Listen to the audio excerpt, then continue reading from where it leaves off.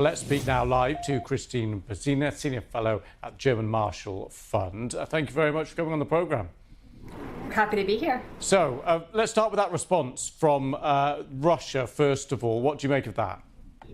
Well, it's not very surprising for Russia to deny what is in front of everyone's faces.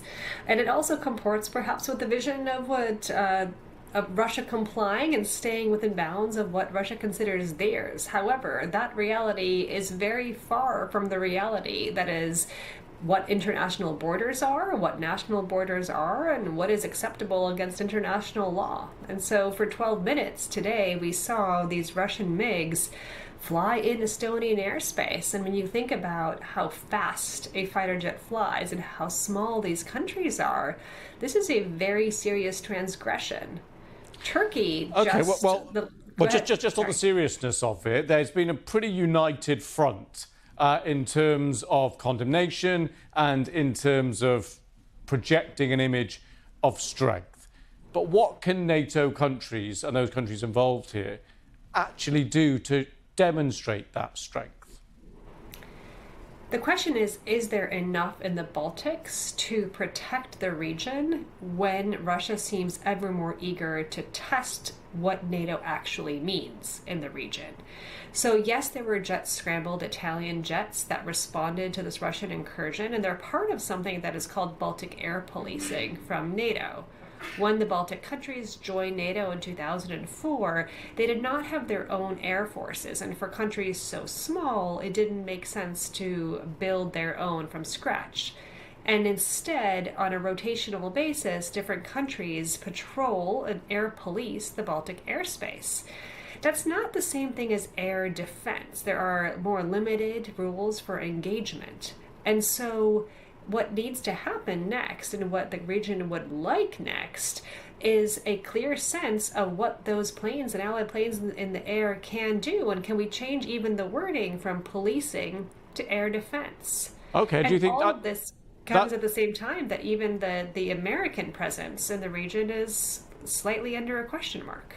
Okay, well that's interesting. And do you think that's likely to actually happen, for example, that change in wording?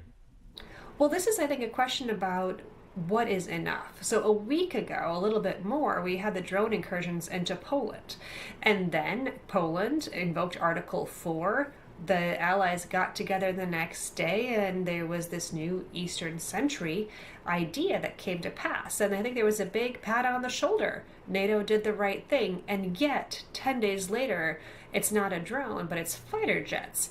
And in some ways, this is Russia, snubbing the NATO policies, the NATO updates, and saying, well, you created a new thing, and yet here we are, we can do this just the same. The question is, how can NATO beef up what they just created and put more might and more seriousness into its presence along the eastern flank? And what do you think would be enough to make Vladimir Putin change course here? If you think that he is prodding and poking deliberately here, what kind of thing would actually change his course of action? The fact that he would see a significant response in terms of military presence on the other side. Certainly excellent the jets came there, but could they get there faster?